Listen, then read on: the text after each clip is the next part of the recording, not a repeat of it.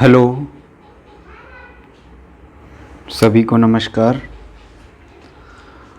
आज हम फिर एक नया टॉपिक पढ़ने जा रहे हैं और इस टॉपिक को अगर हम देखें तो ये हम पढ़ने वाले हैं किसका, बीएससी पार्ट 3 का।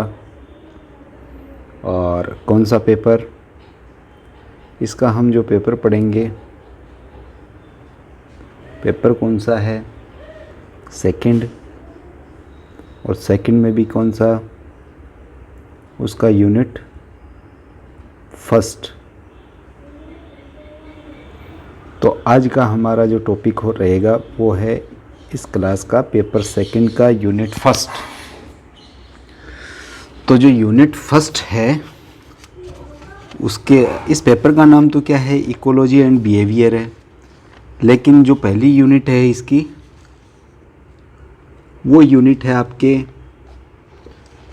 इकोलॉजी। किससे रिलेटेड है भाई, इकोलॉजी से रिलेटेड है। और इकोलॉजी आप क्या किसे कहते हैं, इकोलॉजी आप बोलते हैं पारिस्थितिकी को। और पारिस्थितिकी जो शब्द है वो आप लोगों ने पहले भी बहुत पढ़ा होगा और इसको आपने पिछली कक्षाओं में डिटेल में स्टडी किया होगा। क्योंकि जो पारिस्थितिकी है ये ऐसा शब्द है जो कि सर्वप्रथम हेकल के द्वारा इसको डेमोस्ट्रेट किया गया था।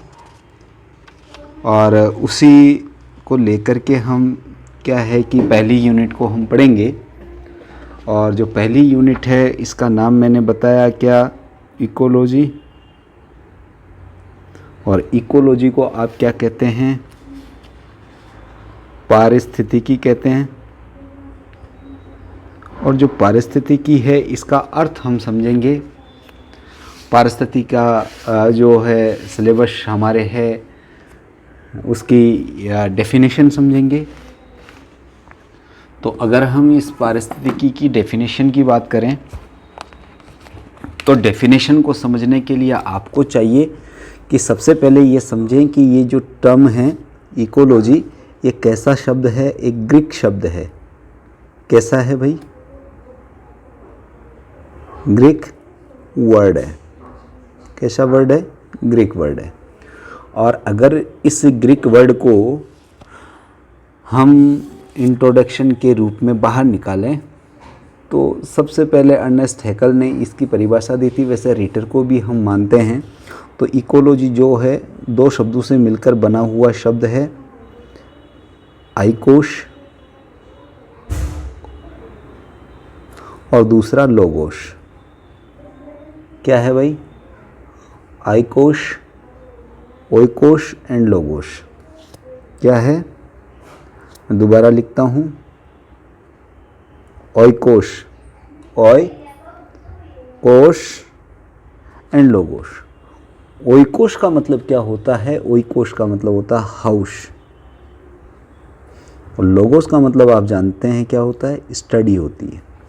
तो हम ये कह सकते हैं किसी भी प्राणी का उसके आवास के संबंध में जो अध्ययन होता है वही क्या है, इकोलॉजी कहलाता है। तो आवास का अध्ययन है, किसी भी प्राणी के आवास का जो अध्ययन है वही क्या कहलाता है, वही कहलाता है इकोलॉजी। और इसका जो जन्मदाता है इस शब्द का, वो माना जाता है रीटर साहब को, रीटर। और जो रीटर साहब थे इन्होंने 1868 में सबसे पहले इस शब्द का इस्तेमाल किया था। लेकिन आपको यह ध्यान रखना चाहिए कि जो पारिस्थितिकी है उसको सर्वप्रथम परिभाषित करने का काम जिस साइंटिस्ट ने किया था उसका नाम था हेकल। और हेकल ने ये काम कब किया, इनके एक वर्ष बाद में 1869 में ये काम किया। तो ये परिभाषित करने वाले साइंटिस्ट थे और ये वाले इस शब्द को जन्म देने वाले थे। कुछ डेफिनेशंस की बात करें, सबसे पहले इकोलॉजी कहते किसे हैं, तो इसका तात्पर्य तो यही हो गया कि प्राणी जिस वातावरण में रहता है तो उसके साथ में उसके अध्ययन को हम क्या कहते हैं, पारिस्थितिकी कहते हैं। तो पारिस्थितिकी जो शब्द है, इसकी डेफिनेशन अगर आप देखोगे तो पारिस्थितिकी किसे कहेंगे, एक तरफ पर्यावरण होगा और दूसरी तरफ जीव होगा। इन दोनों का जो संबंध है, इन दोनों के संबंध से जो स्ट्रक्चर फॉर्म हो रही है वही क्या है, आपकी इकोलॉजी है। तो किसी भी जीव का उसके पर्यावरण के साथ में जो कांटेक्ट होता है, जो संबंध होता है, उस संबंध की स्टडी को ही हम क्या कहते हैं, पारिस्थितिकी कहते हैं। ये वाली जो परिभाषा है ये हैंडलर ने दी थी। अगर हम इसकी सबसे अच्छी डेफिनेशन की बात करें तो वो दी थी, इसकी डेफिनेशन भाई ओडम साहब के द्वारा दी गई। ओडम साहब जो थे, उन्होंने इसकी डेफिनेशन सबसे बेस्ट डेफिनेशन दी। उन्होंने बताया था कि structure and functional study about nature is known as पारिस्थितिकी, या मैं कहूँ प्रकृति की संरचना, जो प्रकृति है उसकी संरचना यानी स्ट्रक्चर, संरचना हो गई, दूसरा कार्य हो गया। तो प्रकृति की जो संरचना है और कार्य है उसका अध्ययन ही क्या कहलाता है, इसकी स्टडी क्या कहलाएगी, इसकी स्टडी ही पारिस्थितिकी या इकोलॉजी कहलाएगी। संक्षेप में हम ये भी कह सकते हैं कि जो पारिस्थितिकी है वो एक तरह का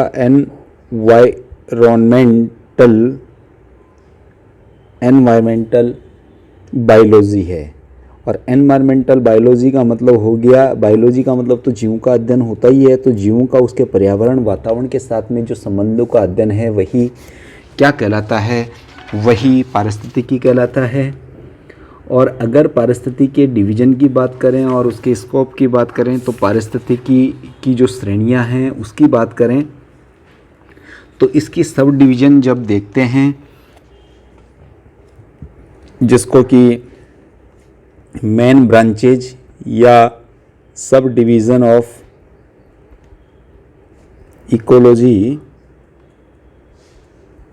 मेन ब्रांचेज या सब डिवीज़न ऑफ इकोलॉजी की बात करें तो हमें इसकी दो ब्रांचेज देखने को, स्टडी करने को मिलती है। जो पहली ब्रांच है उसको हम बोलते हैं ऑर्टिकोलॉजी,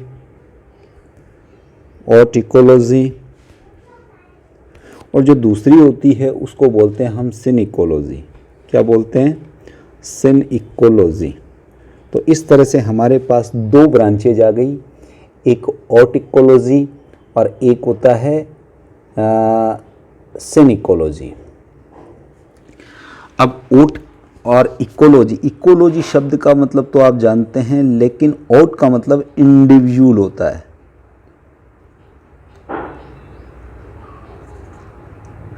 और सिन का मतलब होता है कम्युनिटी।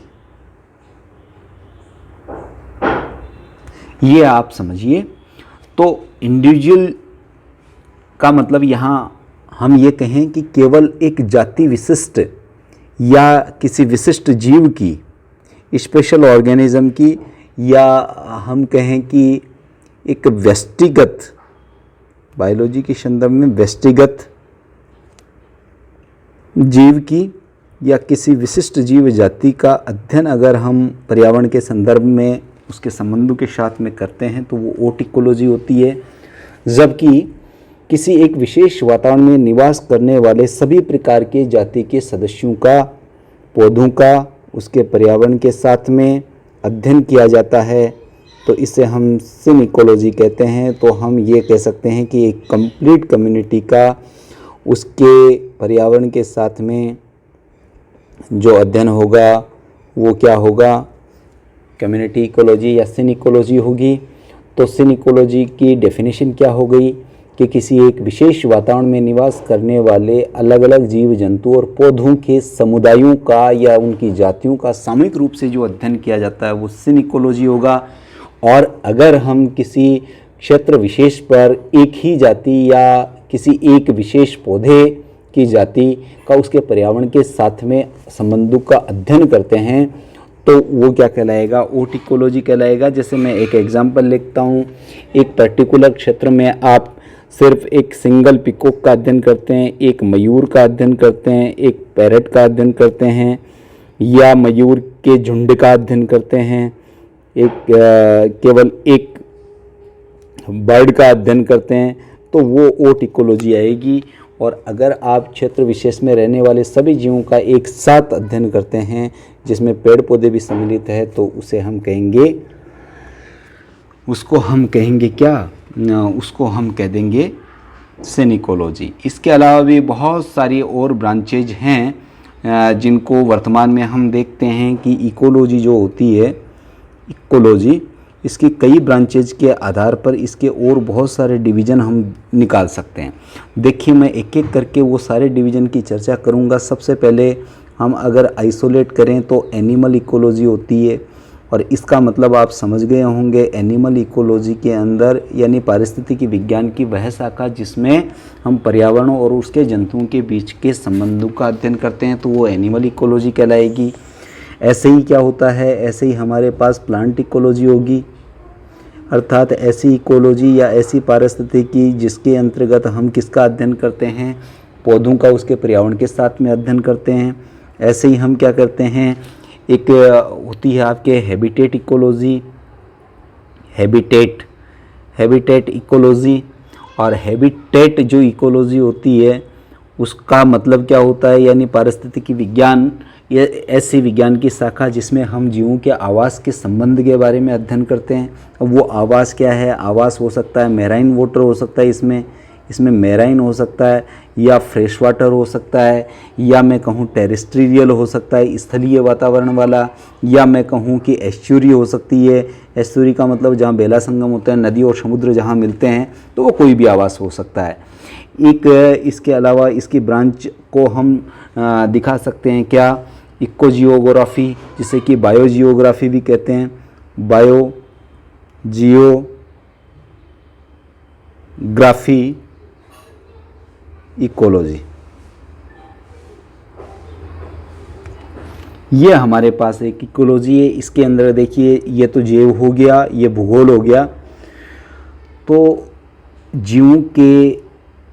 जीवों का विभिन्न भौगोलिक परिस्थितियों के संबंधों के आधार पर, जो कि पृथ्वी के अलग अलग स्थानों पर वितरित हैं, उन सब का अध्ययन करते हैं, तो वो इस शाखा में रखा जाएगा, इस ब्रांच में रखा जाएगा।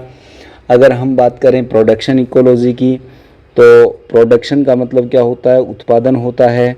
तो उत्पादक जो इकोलॉजी होती है उसके अंतर्गत हम किसका अध्ययन करते हैं, हम विभिन्न प्रकार के जो प्राकृतिक संसाधन हैं उनसे मिलने वाले जो प्रोडक्ट हैं उनका पर्यावरण के संबंध में अध्ययन करते हैं। जैसे कि हरे प्लांट्स जो हैं वो क्या है कि प्रोडक्टिविटी के रूप में ग्लूकोज तैयार करते हैं और कार्बनिक पदार्थों का निर्माण करते हैं, जिसे कि प्राइमरी प्रोडक्टिविटी कहते हैं। फिर वो उसमें से कुछ काम में लेकर के जो प्राइमरी कंज्यूमर होते हैं वो जो लेते हैं, तो उसको हम सेकेंडरी कहेंगे। तो कहने का मतलब हम ये कहें कि इसमें उत्पादन के संबंध में अधिक करेंगे। एक सही होती है टैक्सोनॉमी इकोलॉजी, और टैक्सोनॉमी जो इकोलॉजी होती है इसके अंतर्गत हम विभिन्न प्रकार के प्राणियों के जो अलग अलग प्रकार के जीवधारी है उनका पर्यावरण के साथ में जो वर्गीकरण है उसका अध्ययन करते हैं। एक स्पेशल हम कह सकते हैं ह्यूमन इकोलॉजी होती है, एनिमल इकोलॉजी में भी समाहित है, लेकिन ह्यूमन के लिए अलग से भी एक ब्रांच हम मान सकते हैं। इसमें हम क्या करते हैं,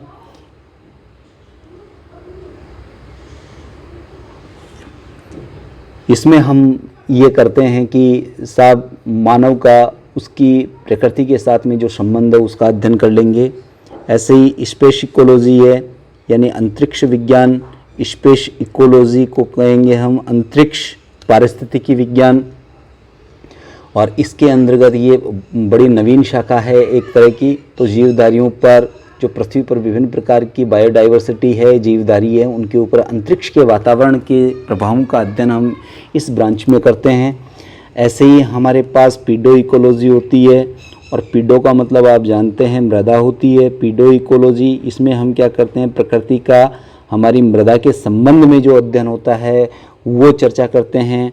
ऐसे ही हम एक और ब्रांच देखते हैं यहाँ पर, जिसका मतलब होता है पैलियो इकोलॉजी। और जो पैलियो इकोलॉजी है, पैलियो इकोलॉजी को हम बोलते हैं हिंदी के अंदर जीवाश्म पारिस्थितिकी। और इसका तात्पर्य यह है कि आज से लाखों वर्ष पहले जो भूमंडल पर निवास करने वाले प्राणी और पौधे थे, और वो कालांतर में क्या है कि पृथ्वी की उथल पुथल की वजह से जीवाश्म में बदल गए, उसका वातावरण के साथ में क्या संबंध था, तो उन सारी चीज़ों का हम अध्ययन करते हैं। तो वो हमारी पीडो या पैलियो इकोलॉजी हो जाएगी। ऐसे ही मैं एक ब्रांच और लिखता हूँ जिसका नाम है पोल्यूशन इकोलॉजी। और पोल्यूशन इकोलॉजी का मतलब आप जानते हैं, ये प्रदूषण की बात करने वाले हैं। तो विभिन्न प्रकार के जो प्रदूषण है उसका वातावरण की परिस्थितियों के साथ में क्या जो इफ़ेक्ट होता है या जो संबंध का अध्ययन है वो हम करते हैं। तो वो आती है किसमें, प्रदूषण इकोलॉजी में आती है।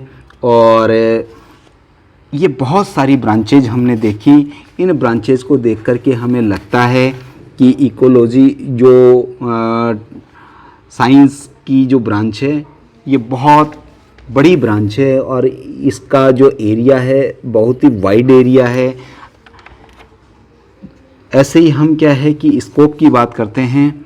तो अगला टॉपिक हमारा होगा scope of ecology. Scope of ecology.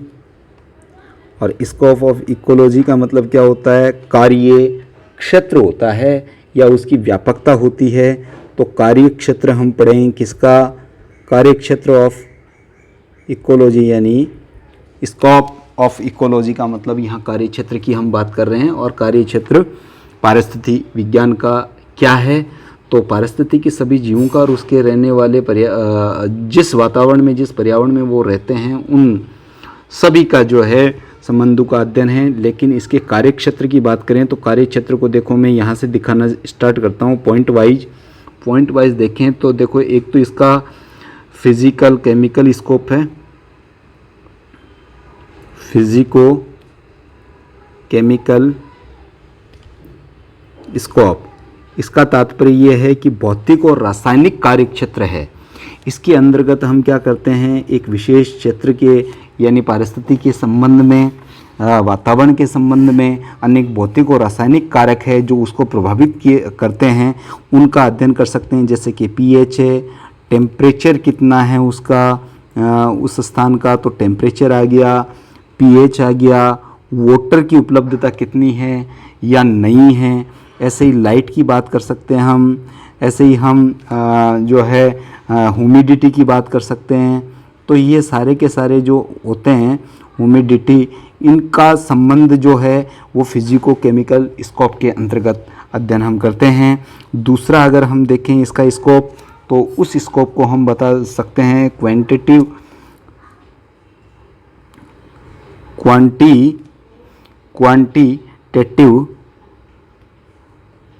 Scope.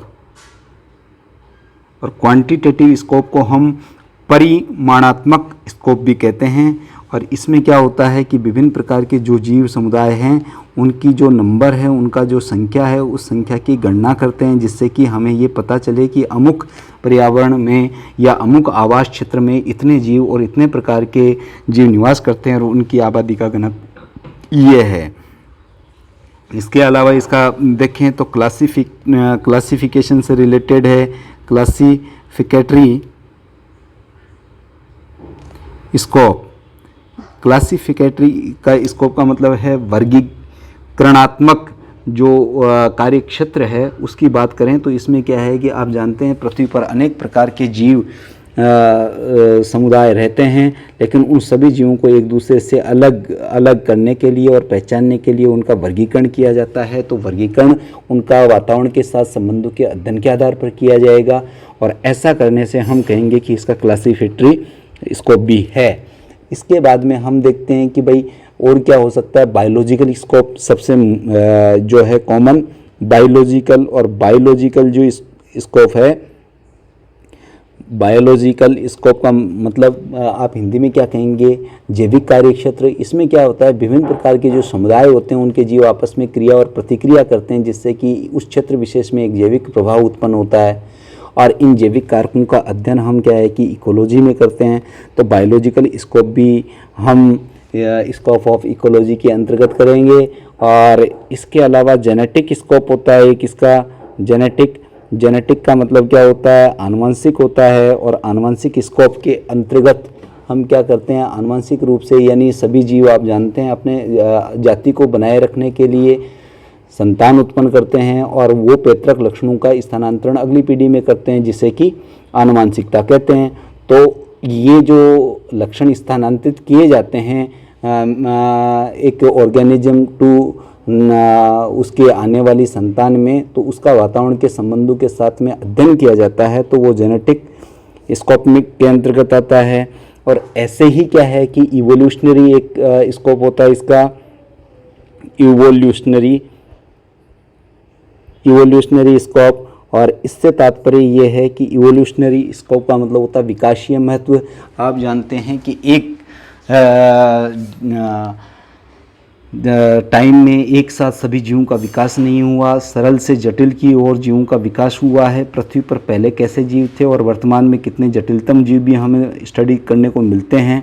तो इन जीवों का एक के बाद एक जो उद्विकास हुआ है, तो उस उद्विकास के कार्यक्षेत्र को हम वातावरण के संबंध के साथ में अध्ययन करके इसके कार्यक्षेत्र को वृत्तांत के रूप में समझा सकते हैं। कुछ और भी बहुत छोटे मोटे कार्यक्षेत्र और भी हम लिख सकते हैं, मानव विज्ञान, समाज विज्ञान, अर्थशास्त्र, मानव पारिस्थितिकी, भूगोल है, रसायन शास्त्र है, भौतिकी है, भूगर्भ है, मौसम विज्ञान है। ये बहुत सारे कार्यक्षेत्र हैं जैसे कि लिम्नोलॉजी है, समुद्र विज्ञान के बारे में ओशनियोग्राफी है, विकिरण का अध्ययन करने के लिए रेडियोलॉजी है, स्पेस इकोलॉजी है, फिश है, फॉरेस्ट्री है। यानी बहुत लंबा चौड़ा कार्यक्षेत्र इसमें होता है। तो इस तरह से हम देख सकते हैं कि इकोलॉजी क्या है, किसने ये शब्द दिया, किसने सबसे ज़्यादा जो है इसको डिटेल में स्टडी किया। सबसे बेस्ट डेफिनेशन हम ओडम की पढ़ते हैं। और जो सब डिविजन्स होते हैं ब्रांचेज ऑफ इकोलॉजी, मेन 2 है। उसके अलावा भी बहुत सारी इकोलॉजी की ब्रांचेज है जो आपने एक एक करके स्टडी की है। इसके अलावा आपने स्कोप ऑफ इकोलॉजी में बहुत सारे कार्यक्षेत्र देखे, जिसमें पहला कार्यक्षेत्र फिजिको केमिकल स्कोप देखा, दूसरा आपने क्वांटिटेटिव स्कोप देखा, थर्ड वाला आपने क्लासिफिकेटरी स्कोप देखा, फोर्थ में आपने बायोलॉजिकल स्कोप देखा और पांचवा आपने जो आनुवंशिक कार्यक्षेत्र था उसे स्टडी किया। और इवोल्यूशनरी स्कोप के अंतर्गत आपने उद्विकासीय कार्यक्षेत्र के बारे में स्टडी किया है। इसके साथ में हमने ये भी देखा कि इनके अलावा जो अदर जो स्कोप्स थे, अदर स्कोप्स, उसके अंतर्गत आपने क्या किया, अदर स्कोप्स के अंदर बहुत सारा देखा आपने कि ह्यूमन इकोलॉजी देखी आपने, या पैलियो बॉटनी देखी आपने, या फिर रेडिएशन वाली देखी आपने, लिम्नो की देखी, या ओशियोनोग्राफी की देखी, या रेडियोलॉजी की देखी।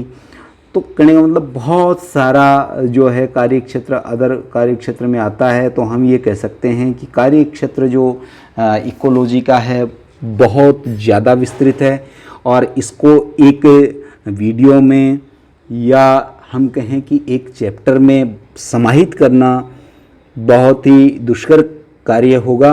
और इकोलॉजी अर्थात पारिस्थितिकी विज्ञान की व्याप्ति को और कार्यक्षेत्र को समझने के लिए आपको अपने आसपास जो भी दिखाई दे रहा है, जो कि जितने भी बायोलॉजिकल एजेंट हैं और जो नॉन बायोलॉजिकल एजेंट है, या मैं कहूँ कि जैविक और अजैविक जो दोनों तरह के घटक आप देखते हो, उन सभी घटकों का मिला जुला रूप जो है एक छोटे से स्थान से लेकर के बहुत बड़े पूरे जैवमंडल तक का हो सकता है। तो ये जो कार्यक्षेत्र है, इस कार्यक्षेत्र को हम कुछ बिंदुओं में बांध नहीं सकते और इसकी ब्रांचेज को भी हम कुछ ब्रांचेज में नहीं बांध सकते। मेन ब्रांचेज जो स्व पारिस्थितिकी और समुदाय पारिस्थितिकी जो ओट इकोलॉजी थी, इसको आपने स्व पारिस्थितिकी कहा है, और जो सिन इकोलॉजी है इसको आपने समुदाय पारिस्थितिकी कहा है। तो इन दो सब ब्रांचेज में ही नहीं बांट करके हम इसे जो है अन्य ब्रांचों के साथ में, जो कि आप इस सर्कल के चारों तरफ निकली हुई ब्रांचेज देख रहे हैं, इनके अलावा भी बहुत सारी ब्रांचेज है, तो उसे भी आप अपने कार्य क्षेत्र में शामिल कर सकते हैं। और इस तरह से आज के वीडियो में हमने इकोलॉजी के बारे में जो इनिशियल आपने यूनिट के टॉपिक थे उनको डिस्कस किया। अगले वीडियो में फिर हम इकोलॉजी का पार्ट नंबर 2 लेंगे, जिसमें कि हम इकोसिस्टम को स्टडी करेंगे। आप अपनी स्टडी को कैरी ऑन रखिए और वीडियो को वॉच कीजिए, और जो भी कोई आपकी क्यूरी हो, कमेंट्स हो, उसे आप कमेंट बॉक्स में लिखिए। यथा समय आपकी उन क्यूरी का समाधान किया जाएगा। और आप मुझे पर्सनल कॉल भी कर सकते हैं अगर किसी कंटेंट में कोई दिक्कत हो, और साथ में अगर कोई टॉपिक समझ में ना आ रहा हो, और अगर आपको स्पेशल किसी टॉपिक को पहले पढ़ना हो, तो इसके लिए भी आप मुझे डायरेक्ट कॉल कर सकते हैं या कमेंट बॉक्स में अपना फीडबैक दे सकते हैं, जिससे कि अगले वीडियोज उस टॉपिक पे बनाए जा सकें। इसी के साथ आज का वीडियो हम समाप्त करते हैं, और अगले वीडियो के लिए फिर से हम एक नया टॉपिक लेकर के आपके सामने हाजिर होंगे। Thank you for watching.